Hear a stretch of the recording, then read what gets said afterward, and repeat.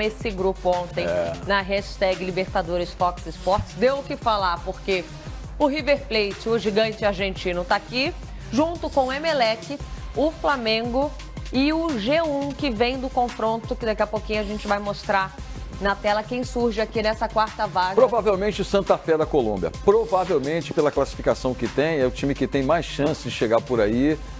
O Santa Fé da Colômbia pode ser um pior dos cenários aí para esse grupo. É o que tem mais possibilidade de chegar lá, é o Santa Fé. Eu acho que o caminho vai ser mais ou menos esse. E aí seria o grupo da morte mesmo sem o Santa Fé? Olha, a questão toda do River é que o River tem essa característica de um técnico altamente vitorioso nas competições internacionais. É o Gallardo, né? O Gallardo não é campeão argentino em nenhum momento.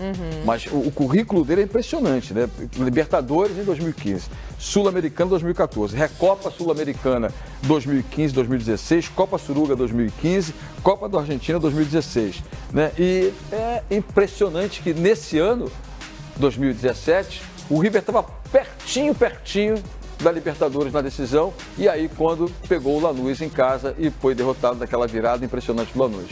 Esse é o problema. E o Emelec, que é vamos dizer assim, não é um freguesaço, mas em 4 jogos o Flamengo tem 3 vitórias e apenas uma derrota, mas nas 2 competições em que o Flamengo teve Emelec pela frente no seu grupo, o Emelec passou e o Flamengo ficou. Ou seja, pelos resultados diretos o Flamengo leva vantagem, mas pela classificação no grupo, o Emelec sempre dava um pontapé no Flamengo e o time ficava fora. Nós temos um detalhe muito importante que eu acho que fica de lição para o Flamengo desse ano, da Libertadores desse ano, porque não jogou bem fora de casa. Não venceu nenhuma, A última partida do Flamengo na fase de grupos da Libertadores vai ser fora de casa, no Caldeirão do River Plate. Monumental de Nunes. No Monumental de Nunes é a última partida do Flamengo, que se não fizer uma boa trajetória na fase de grupos, como foi esse ano, pode estar decidindo a vida na última partida, como aconteceu esse ano, que começou em primeiro no grupo e foi eliminado.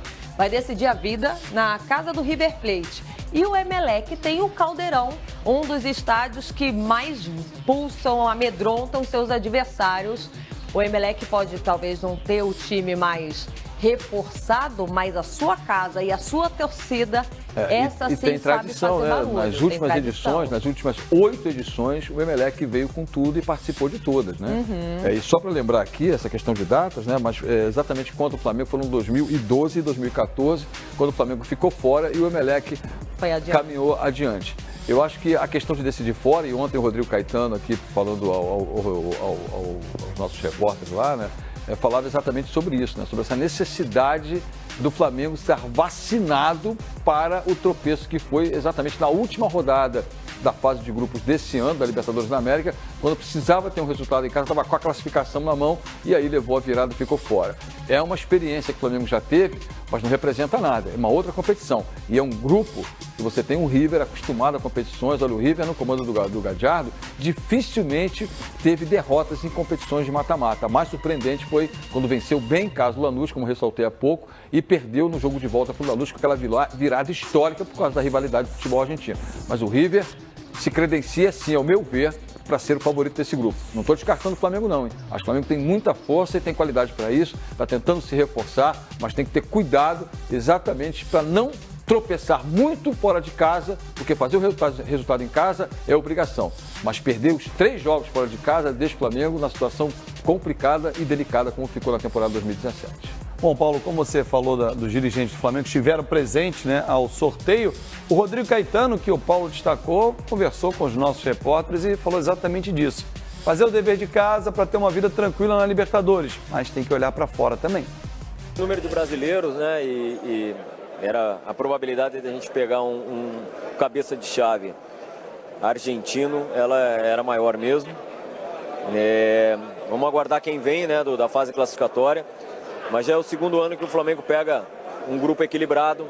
Eu espero que dessa vez a gente possa definir a situação, talvez antes da última rodada, porque também tudo indica que fecharemos a fase de grupos contra o River na Argentina. É a maior probabilidade. Vamos esperar, mas a tendência é essa.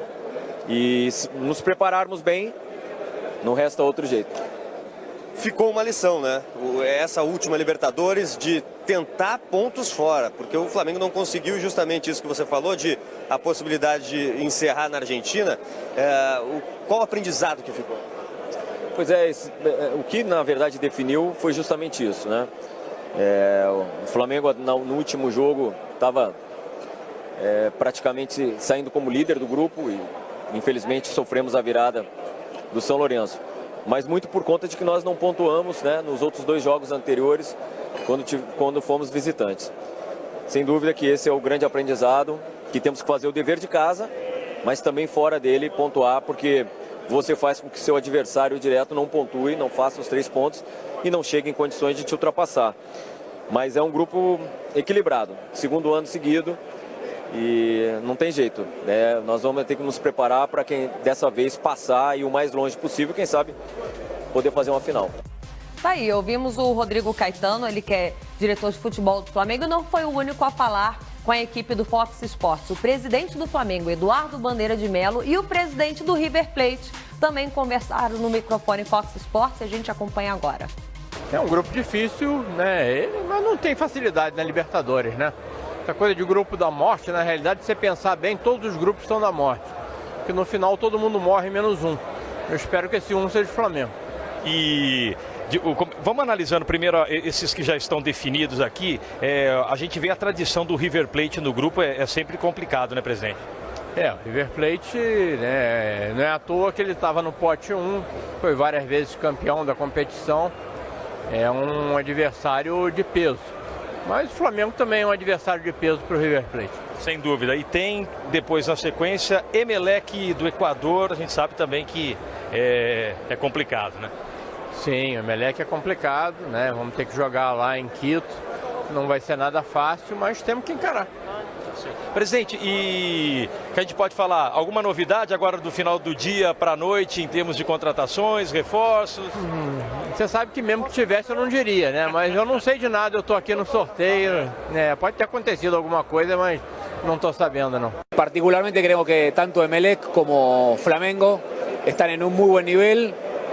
Van a ser 2 rivales indudablemente muy complicados, pero bueno, sabemos que River está en una posición muy competitiva para poder afrontar una copa, así que felices por estar en este lugar. Bueno, sí sabemos que Lucas Pratto es un jugador que tiene unas condiciones increíbles, un jugador que ha jugado en la selección, pero bueno, como todos saben, en este momento no está Rodolfo Donofrio, quien está en Buenos Aires manejando un poco tratativas de negociaciones de pases en general, porque nosotros de River estamos iniciando la pretemporada en apenas a unos 10 días. Pratto tiene condiciones no solamente de goleador, sino de un hombre con buen pie, que tiene buen manejo de pelota, con lo cual sabemos que tiene grandes condiciones para estar en cualquiera de los grandes equipos del fútbol mundial.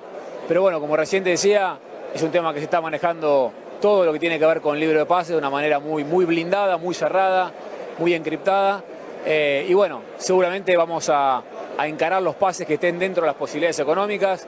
River tiene un potencial económico hoy muy importante, siempre hemos invertido bien en los libros de pases, pero siempre hemos pagado los jugadores lo que creemos que valen.